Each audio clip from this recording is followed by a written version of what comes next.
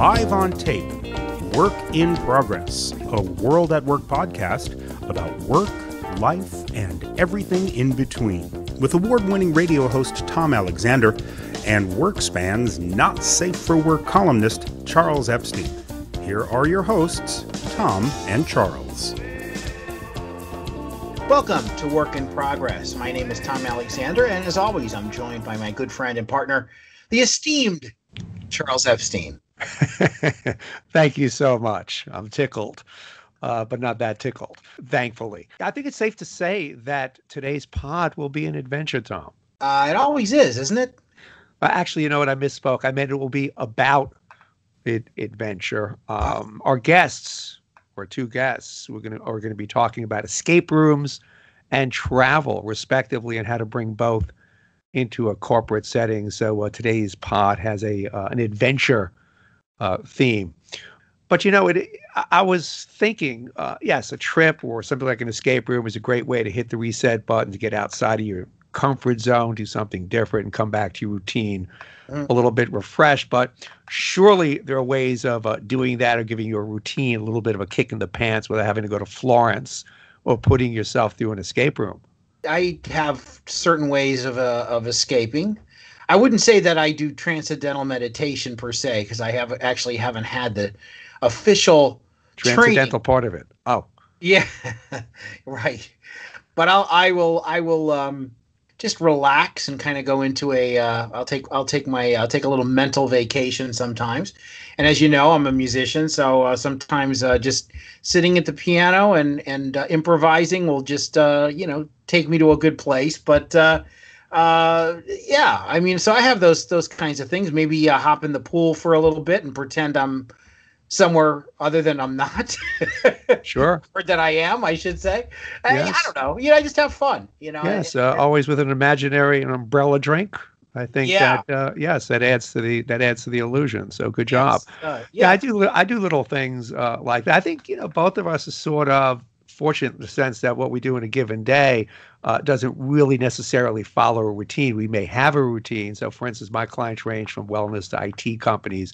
So I can go from one thing to another in a blink of an eye. So that tends to keep things fresh. But as you know, occasionally midday, I'll decide to get up and hit some tennis balls or run some full court drills at the court by me. Sometimes I'll go to Starbucks for half a day for a little change of scenery. Nothing radical, or nothing as radical as what I did a couple of years ago. I decided to go to bed dressed in the clothes I'd begin the next day. So, bearing in mind, of course, that I work from a home office, so I'm not going to bed in anything that requires steaming to get out the wrinkles. But I did this for three consecutive days, each morning wondering to my wife why I'm the only person who thought of this. It just got me right into things. I didn't have to think about what to put on. I didn't have to find socks. I was already dressed, already ready to go. Now, of course, it was more performance art than a serious experiment, but it had, I hate to say it, but it had the added value of annoying my wife for 3 days. Well, I see. It also probably put a little bit of a damper on the morning shower as well. I would think having to, showering with your clothes on, maybe that might have been a problem. Yes, I think Lawrence Taylor famously once did that before a Super Bowl game. He was in full uniform and he was so overhyped that he jumped into the shower. I think I have that right. But obviously not a life plan. It was more just a little bit of an experiment. But I think, as I said, more performance art than anything. Than life itself. It's performance art is what it is. Yes. I like the fact that you do performance art, in the four walls in which you dwell. That's kind of nice. I like that. That's pretty interesting. Yeah. Always break that fourth wall is our policy at the Epstein household. Yes. Well, we have some great guests today. As you mentioned, escape rooms and travel. Our escape room person is Nate Martin, and he's the CEO and founder of Puzzle Break, right? Mm-hmm. It's an escape room. I mean, you go in there and, who knows where you're going to go and who knows if you're ever going to get out. Yes. It obviously highly inspired by the great works of Edgar Allan Poe and who knows what else. Yeah. And Sahara Rose is our other guest.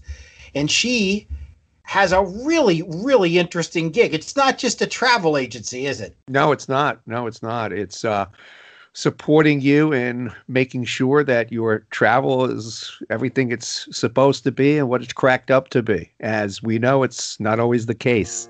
That's for sure. Escape rooms and world travel. That's coming up on today's episode of Work in Progress.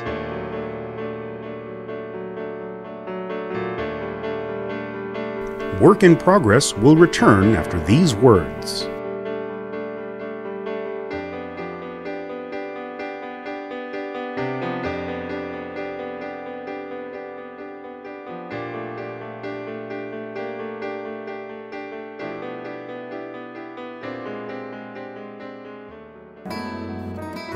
Calling all sales compensation pros. Come for the networking, stay for the innovative ideas, news, commentary, and debate. If sales compensation planning and design are part of your job, you won't want to miss Spotlight on Sales Compensation, August 10th through the 21st in Chicago. This niche conference dives into nuances and complexities of sales comp strategy, a driving force of bottom-line success. Hear from pros at Marriott, Avis, Ernst & Young, Siemens, Dell, Cisco, and many others. Pay gaps, AI, incentives, channel selling, compensation risk indicators, mending relationships between sales, HR, and finance. It's all covered at Spotlight on Sales Comp, August 10th through the 21st in Chicago. Go to worldatwork.org/events to register. If you like pina coladas and getting caught in the rain, if you're not into yoga, if you have half a brain, if you like making love at midnight in the dunes on the Cape, then I'm the love that you've looked for. Write to me and escape. Nate Martin is CEO of Puzzle Break, which, according to their website, is the very first American-based live-action escape the room game experience for consumer and corporate team-building clients. Nate built the business from the ground up, and I quote, with several sets of bare hands walking uphill both ways. And he joins us now from Seattle. Hi, Nate. Hello, how are you? Doing great. It's great to have you. Please say hello to my partner, Charles Epstein. Hey, good morning. Hey, good morning, Nate. Thanks for joining us. We appreciate you taking the time. Let me begin by sharing this with our listeners. It's from your website. It's very dramatic. You are in a mysterious room. As you look around, you start to notice strange objects and messages, or are they clues hidden around the room? Can you and your team solve the puzzles, open the locks, and find the key to escape within 1 hour? Wow, Nate, that sounds uncomfortably like the Epstein household whenever we have company. But I need to ask you, how did the idea occur to you of starting an escape room company, a company essentially where you toy and torture people? How did this idea come to you, Nate? Well, first, let's go ahead and object to the term torture. I like to think that all of our customers have excellent times. So a bit of history at a high level. You can draw a straight line backwards from modern escape room entertainment right through us bringing it to America, back to some of the what are called adventure video games of the late 70s and early 80s. And there's some bits in the interim. And so my own background, I has been playing video games since I could pick up a controller. And I went to college to learn how to make video games. I made video games. It's just a huge part of my existence. And in particular, those adventure games, they were like modern escape rooms, only, you're not in a room with friends. You're in a digital environment by yourself. But the core activities, you're solving puzzles and trying to unravel a mystery. I've been doing that for decades. And we learn, my future co-founder and I learned that this concept of doing it in real life with friends in a team was being done in Asia and Europe.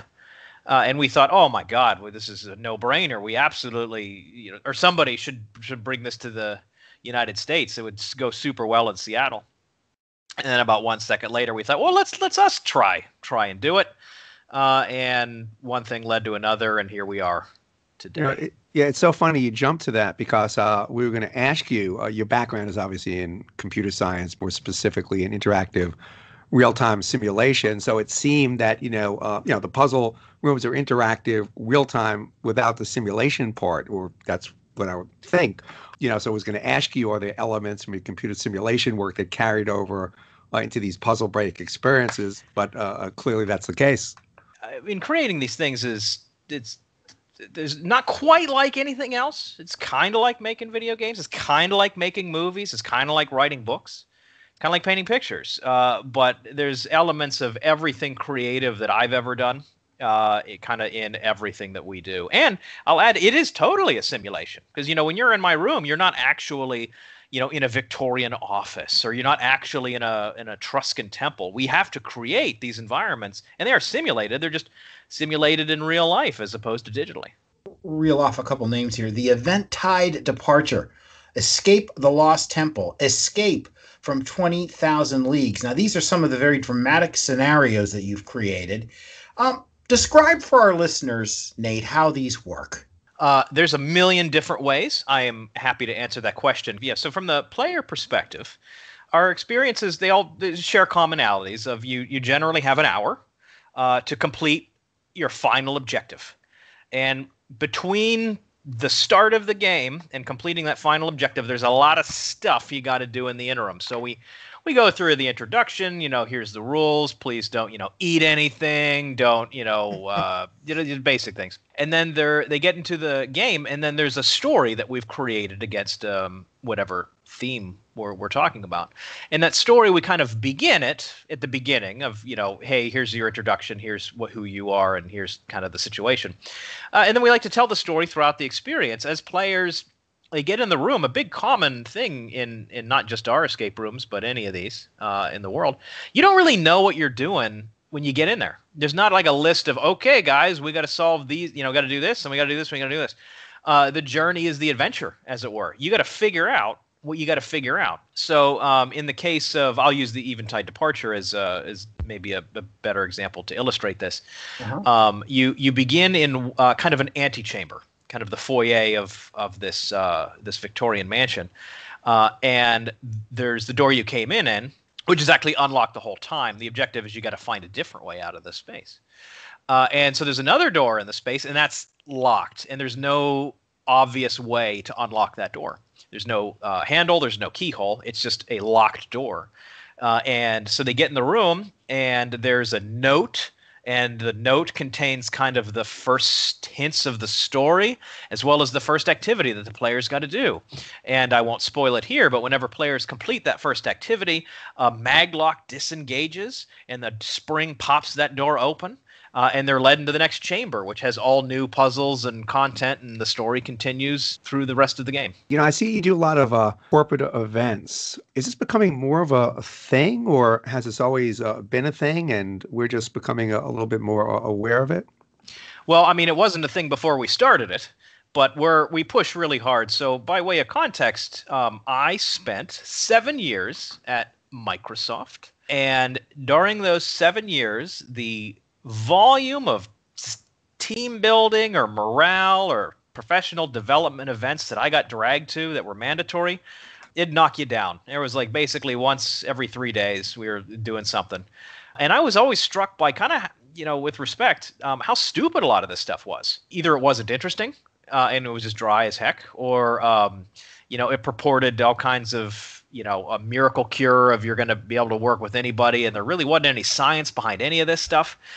So it's just a mess. And so the actual factual core activities of an escape room, of you and a team of folks, often your coworkers, are completing an objective together, and you got to use your brains and teamwork to do it. Well, that is raw, unadulterated excellence in corporate team building. And perhaps most importantly, it's super fun.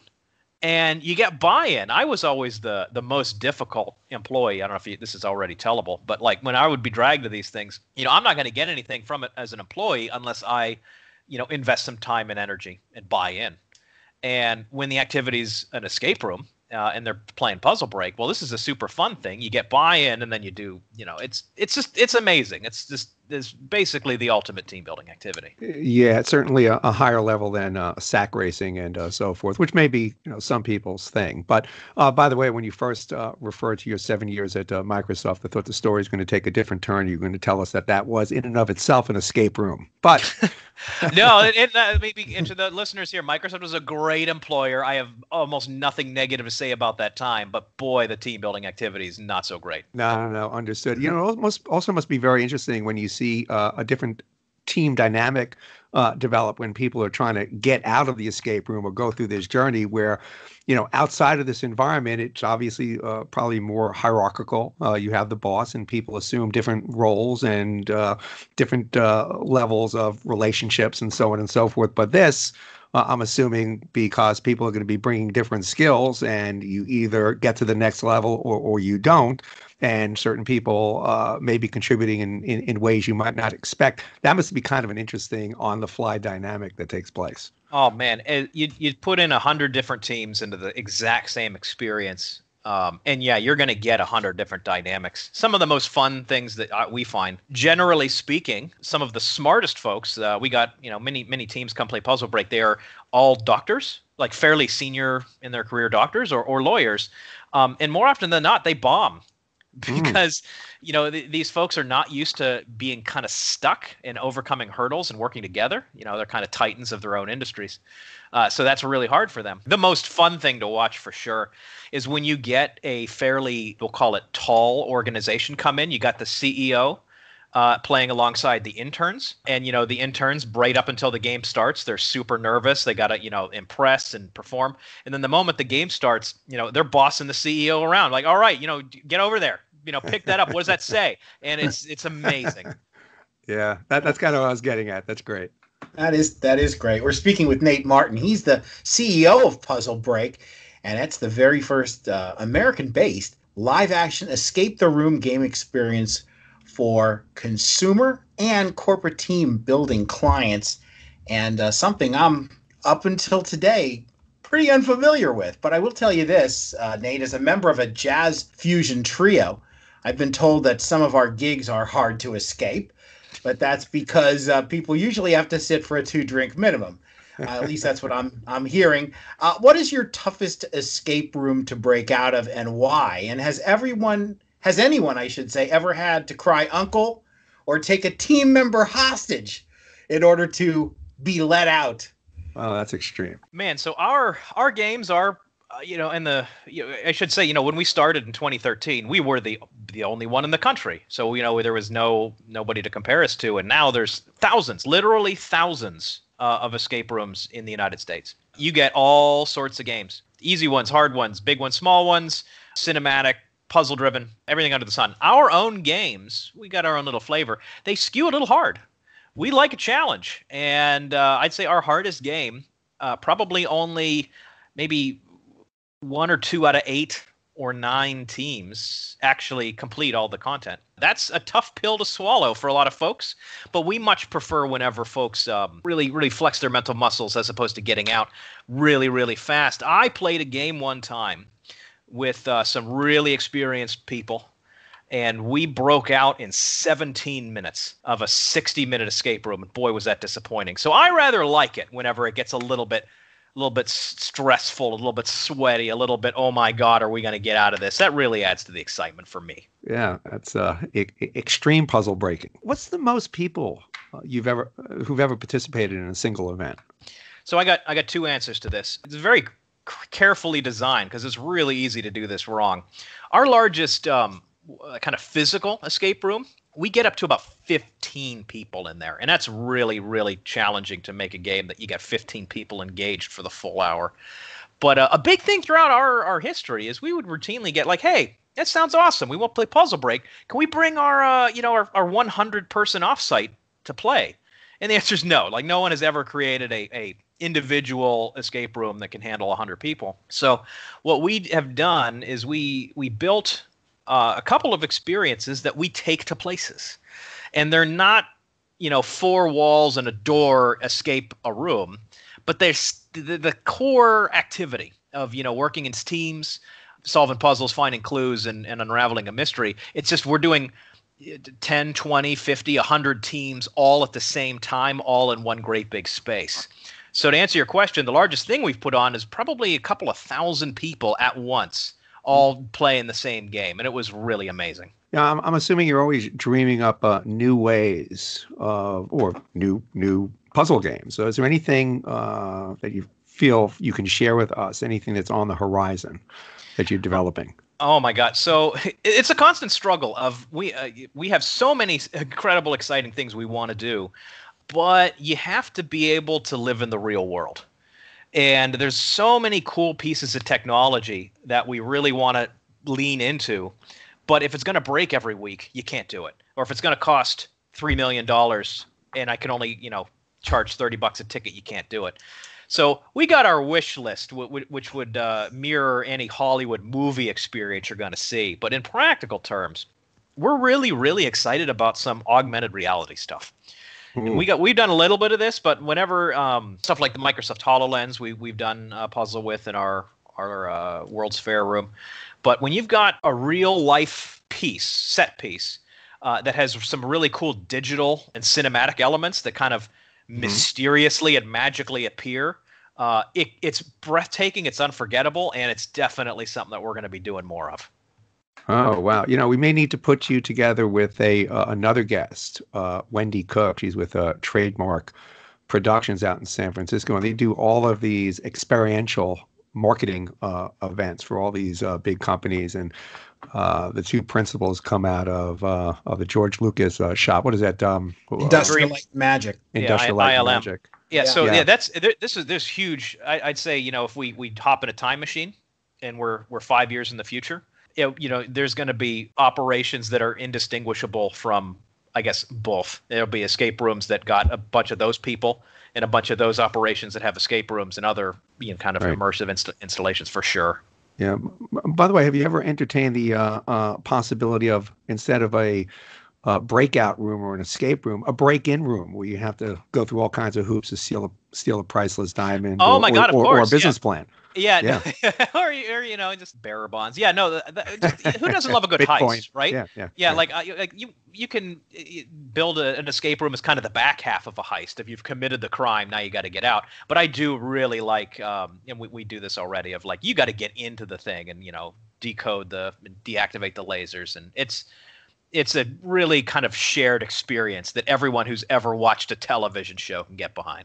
Yeah, that would be great. It's like a friend of mine once had an idea for a show that was sort of 180 degrees different from the show Cops, called Robbers. So you get it from the perspective of the guys planning the robbery, executing the robbery, the getaway. Good luck with that, but it does sound kind of interesting. Yeah, you probably don't want to do that one live. No, certainly not live. No, live on tape, maybe. Yeah, maybe live on tape. Speaking of live on tape, that's usually what we are here at Work in Progress. And our guest today has been Nate Martin. He is the CEO of Puzzle Break, the very first American-based live-action escape-the-room game experience for consumer and corporate team building clients. Nate, thank you so much for joining us today. Of course, my pleasure. We'll be back right after these words.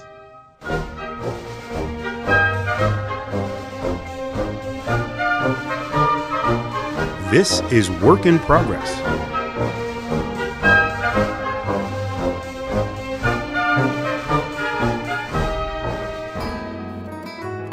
Executive compensation pros have one of the toughest jobs in HR. Seriously. They must always feel like they're about to step into quicksand, an alligator den, or on a landmine. You get the picture. Thank goodness for the Executive Compensation Forum, the one place where they can share freely, confidentially thanks to Chatham House rules, about common challenges and best practices to attract and motivate executives while being compliant with a host of regulations and keeping the board happy. There's a heavy focus on peer-to-peer conversations, in addition to connecting with and learning from the leading minds in executive compensation. The 4th Annual World at Work Executive Compensation Forum, July 28th through the 30th in Denver, Colorado. Go to worldatwork.org/events to register. I'm a leaving on a jet plane. I don't know when I'll be back again. Oh, babe, I hate to go. Sahara Rose is a travel coach and founder of the Travel Coach Network, a community of like-minded travel coaches. Having traveled to over 80 countries by the time she turned 30, Sahara takes that experience to teach and talk about the importance of travel on well-being and the workplace, and creates programs for companies that enable their employees to realize the transformative experiences and benefits of travel. And she joins us now. Sahara, hi, how are you? I'm good. Thank you for having me. I'm so excited to be here. Well, it's great to have you. And of course, I'm joined by my partner and good friend, Mr. Charles Epstein. Hi, Charles. Hey, Sahara, thanks for joining me. I was waiting for the addition of esteemed colleague, but maybe in the next podcast. Oh, esteemed, absolutely esteemed. No question. I forgot Yes. that part. Yes, of course. Thanks for joining us from Wisconsin, your base of operations. I tell you, my parents traveled the world, and they took my sister and me across the country when we were young, which is an indelible experience. We still talk and laugh about so many things to this day. It's just a great family touchstone. My parents were great travelers. My sister is also a great traveler. I, on the other hand, am not. I like my creature comforts. I spend too much time patting down my pockets to make sure I have my wallet, keys, phone, tissues, charger, whatever. It's bad. What, in your opinion or your experience, makes a good traveler? That's a really complex question because everyone travels differently and everyone is looking for something different out of a travel experience. Therefore, their behaviors and what their manners and the way that they travel are going to change. But basically what makes a good traveler is just someone who really just hones in on the reasons why they're traveling so they can get the most benefits and the experiences that they're looking for out of their journey. For instance, when you tune into what's really driving you to travel, whether, maybe you're so overworked at your workplace and you're so stressed out and you just want to get away and you want to relax, it's more than just going to relax on a beach, because those thoughts don't leave your mind of your work stress and what's going on and what led you to want to get a break in life in the first place. But if you really do the work and hone in on what exactly is causing this stress and why you really want to get away and relax, then maybe it means you need to just join a meditation class or a yoga retreat in an exotic location in the jungle where it's just the sounds of nature just calming you. Maybe you want to go relax in a thermal spa or hot spring in Iceland where it's, nature mixed with your just peace of mind is just calming you and helping you do that inner work and that self-reflection that you're looking for, that's really going to give you the benefits that is not going to make you go back home and continue with the stress, and you're really going to get the full effects of this travel experience. So when you do that work that it takes, the thought process that it takes to properly plan your traveling, then it's going to help you figure out where to go and when to go, how long you need to go for, whether you need to go by yourself or if you should bring a partner along. Maybe you need to strengthen the bond with your relationship, or your marriage has kind of been in shambles, or maybe you haven't been spending as much time with your children and you need to build that connection. Maybe you just need to go alone and just be inspired in some way. Whatever it might be, you have to think about that first, and that's what's going to make you a really good traveler, because that's going to set you up for what budget to go on and your entire planning process, and also what to do during your travel so that you are enjoying it the way that you want to enjoy it, and you're not overwhelmed and you're not thinking about everything that you are trying to leave back at the home place, and that you're not returning in that mindset either. And that's what's going to ultimately make you a really good traveler. Yeah, and on your site you talk about, quote, the power that travel has on the mind, the body, the soul. In your work with companies, how do you get this across? How do you prepare the travelers to get this particular thing out of their experience? What do you say to them ahead of the trip? So a couple things come in mind. First, you have to one, do that inner work and do that self-reflecting on what exactly is driving you to travel and what kind of transformation and outcomes you would like out of your experiences. But also comes with education. Not everyone is a travel expert. People don't know how to best use booking systems. They don't know how to, manage their workload and find the time to be able to use their vacation days. And so therefore they need to be educated on, the benefits of the health benefits, the mindset, mental benefits of traveling, and the overall experiences and the power that the transformation of experiences can provide for you. So therefore, like working with a company hires someone like a travel coach or a travel expert to come in and give that education factor to their employees, that's going to help them understand. There's so many studies that have done the research on the health and wellness benefits of traveling. For instance, it improves your brain health or lowers your stress or decreases the risk of heart disease. So people need to understand the benefits that science has proven, and then look within and say, what am I dealing with? What am I struggling with? What is limiting me from having the kind of experience I'm looking for? Maybe you deal with a long-term illness or a chronic illness or a disability, or there's some fears. Maybe it's all within the mind. Maybe you just feel so stressed you can't find time to put some work aside and disconnect and remove yourself from the workplace to enjoy your travels. So these are all little pieces that come into play when people are that it's deterring people from actually using their vacation days.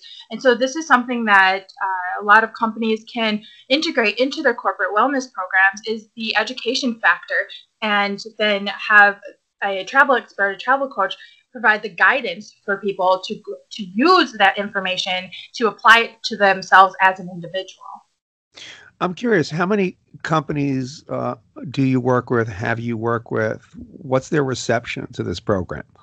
Well, I have just started, actually, the Travel Coach Network less than a year ago, but I do speaking for summits and workplaces and also travel agencies, because travel agents, ironic as it might sound, is people who are in a career of booking travel for people and encouraging people to travel. They actually are not taking the travel days themselves.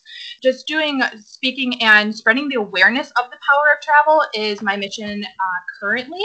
So I'm looking to get into more companies and integrating the Travel Coach Network and my travel coach approach into different corporate wellness programs, as well as business travel initiatives as well, because business travel comes along with a lot of burnout and a lot of exhaustion, and people are looking to add more leisure into and experiences into their business travels, but don't know how to go about that.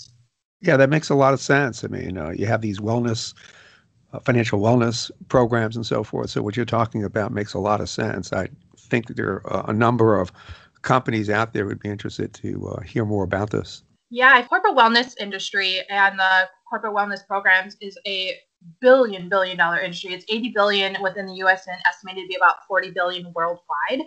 But yet there still continues to be a burnout problem. It's huge. People are getting exhausted to the point of even quitting their jobs, despite whatever corporate level they have, corporate position or their salary. I say that because that's one of the things I realized throughout my 10 years of traveling. I met so many people who are either one, really unhappy in their current work place, and didn't want to return after their vacation that they were on, or they were asking other people, what are you doing that you're able to travel more? What kind of job are you doing as a digital nomad? What are the remote work opportunities are there? But also, I met a lot of people who quit their corporate jobs. I did a lot of studies in person as well as in Facebook groups of people who are leaving their corporate jobs, from Google to Microsoft to all these big names, to travel the world. And that I was like, there has to be a better balance between this, because it shouldn't have to be live your dreams of traveling the world and pursue your passions and get the fulfilling rewards that travel provides for people, or be unhappy in a workplace. There has to be a better balance. So despite the the rise in corporate wellness programs offering everything from free gym memberships and meditation classes and healthy meal options. I was like, companies are not taking full advantage of the power of travel. Oh yeah, no, absolutely. I know Tom wants to ask us other question as we bring it to a close, but I mentioned that I'm not a good traveler, but I think people don't get enough out of the experience. For instance, I find, and I know a lot of other people find, the return almost could make you feel it really hasn't been all that worth it because you're not refreshed. It comes with a letdown, perhaps even a depression. So I think if you sort of have some support to manage your expectations, set goals, and have an idea to make a soft landing, all of that could be very helpful stuff. You don't want people going on vacations only to come back a little bit more depressed and stressed. Yeah, exactly. That's something that I do as a travel coach is I help people project what are you look for when you want to return home from your trip?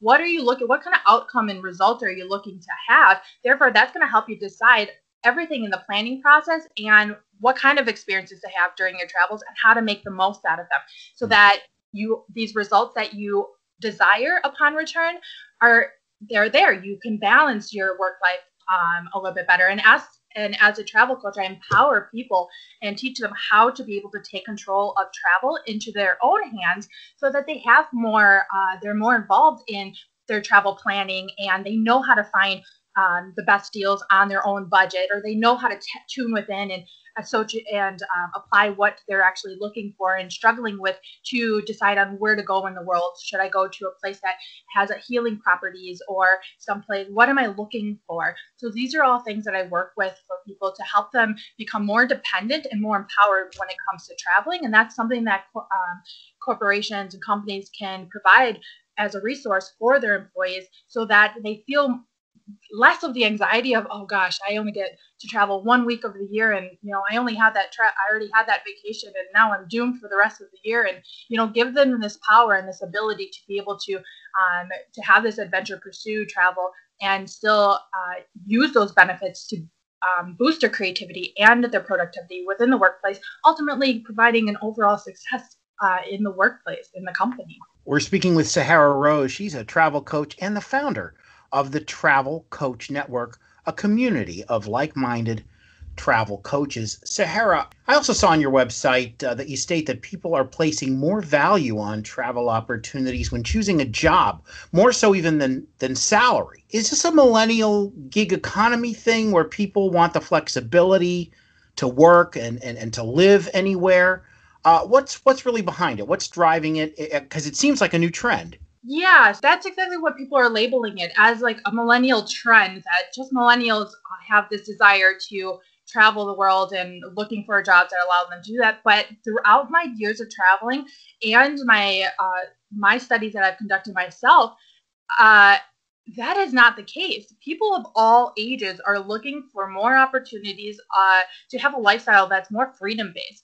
And when they're looking for companies and jobs that are offering opportunities, and it doesn't have to be working remotely for a long period of time. It could be just optimizing on business travel that doesn't leave you exhausted and incorporates more leisure. It could be sabbatical times or life leave policies that some companies offer.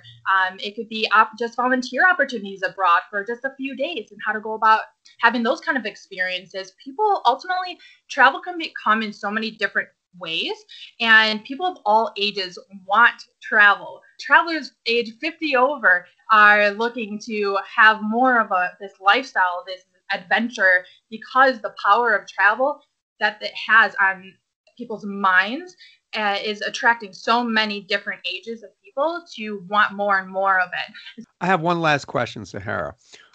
What is the most surprising trip you ever took from the standpoint of it exceeding your expectations? When you consider the sights, the people, the food, is there any one place in all your travels that surpassed your expectations? Not necessarily the most amazing place you've been, just some place that surpassed for one reason or another, or a combination of reasons, your others. Yes, absolutely. That place for me would be the Philippines. I have actually been out there twice, and I lived out there for the first time for a month right after the Typhoon Yolanda went through years back. and I lived on an island that was completely wiped out, and it was my very first time being there, and I wanted to go and just try to help in any way. And I met the most incredible people who lost everything. They didn't start with very much to begin with, but then this storm came and took everything that they had, and they still were so giving and wanting to feed everyone. They wanted to invite them into their house. They said thank you all the time, and for no reason. And I decided to go back 2 years later and visit the same island and travel to other islands around the Philippines, because it's also very beautiful, and see the progress that the island made and that part of the Philippines made. And it was incredible. The resiliency that the people had there was just mind-blowing.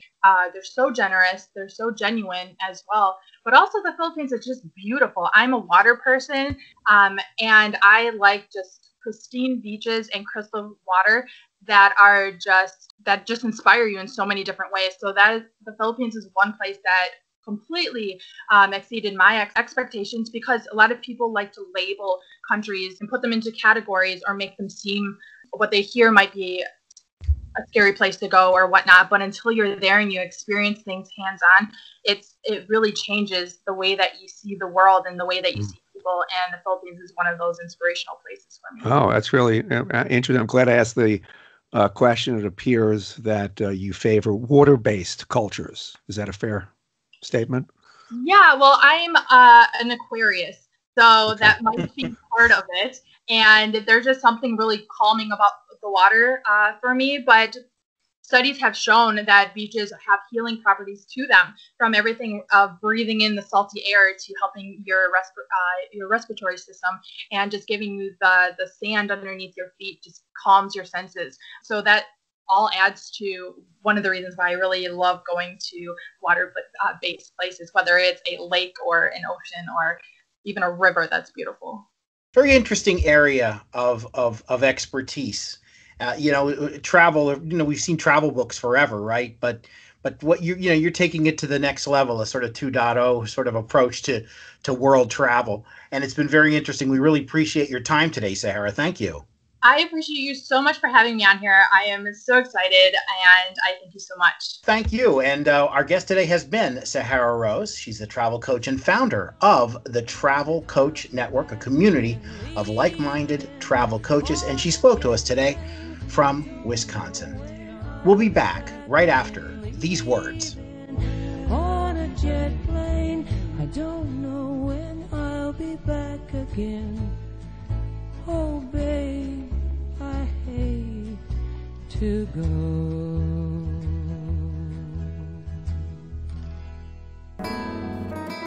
Calling all sales compensation pros.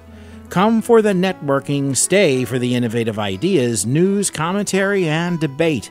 If sales compensation planning and design are part of your job, you won't want to miss Spotlight on Sales Compensation, August 10th through the 21st in Chicago. This niche conference dives into nuances and complexities of sales comp strategy, a driving force of bottom-line success. Hear from pros at Marriott, Avis, Ernst & Young, Siemens, Dell, Cisco, and many others.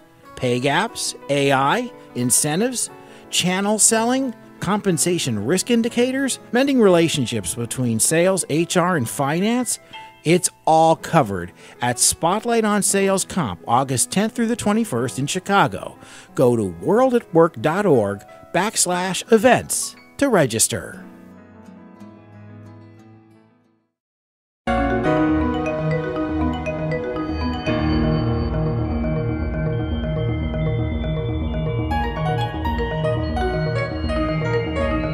Wrapping things up on Work in Progress, along with Charles Epstein. My name is Tom Alexander, and Charles, some great guests today, and some very interesting conversation that I really, I got to be honest, I didn't know an awful lot about, other than just really kind of surface information, and then we really delved deep into it.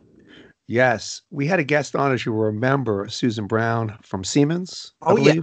And she mentioned her interest in escape rooms, but obviously Nate has taken this several levels deeper than that, with all these crazy things that he's and his team, I guess, have dreamed up. I think he took issue when I said something about how his escape rooms are a form of torture. I just want to make sure he and everyone out there understands that I mean torture only in the best way, entertaining torture. Yes. Oh, torture in the best way. Torture in the best way. A way. dollop of torture to add some pep in your step. Torture will put pep in your step. That's It will. It will. yeah, It will. So yeah. so long as the torture obviously doesn't require that you're strapped to a chair No. and interrogated, and various No. other No utensils are interrogation applied. room, no sharp tools. Right. So there are some caveats and asterisks that apply. But moving right along. Yes. Yes, and talking with Sahara was really interesting. I think that's a great service, particularly for people who are sort of like myself, neurotic travelers. And as I mentioned, it's always such a huge, I don't know if you experience this, but it's such a huge letdown when you get back. I don't know what you can do to get over that, though. Maybe there are tricks like making sure you don't have to go to work the next day, but it's still tough. Every single time we travel, we always make sure to come back and give ourselves a day or two before we actually have to go back to work. I never like to play it right up to the line, at least me personally. I like to, have that ease in time and adjust, and usually some sort of fun activity that's planned ahead of time before I have to go back to work. So in other words, like you come back from vacation and then there's some other little thing that's awaiting you. Like a buffer transition A activity. yes, it's a buffer. Yes, the family had lots of buffers. Right, yeah, buffer. The family had a lot of buffers. All right. Well, that makes a lot of sense. I was going to say one thing you can do is make sure as soon as you get back, you're already planning or halfway toward planning your next trip. But the buffer experience makes a lot of sense. It is a good idea. I would recommend it highly. It's up to you what you want that buffer to be, but buffer away. Excellent. Maybe this is something we bring up to Sahara, or maybe it's part of her toolkit. We didn't ask, but it's a good idea. Well, as long as we get 10% of the income. Good thinking. Time for us to make our own getaway. Yes, we will. The car is idling and we're off to go. So for Charles Epstein, I'm Tom Alexander. This is Work in Progress. Thank you so much for listening, everybody, and we'll see you next time. So long. Right, yeah, buffer. This has been Work in Progress, a World at Work podcast about work, life, and everything in between, with award-winning radio host Tom Alexander and WorkSpan's Not Safe for Work columnist Charles Epstein. For more, visit worldatwork.org/work-in-progress. That's worldatwork.org/work-in-progress. Join us next week for another edition of Work in Progress.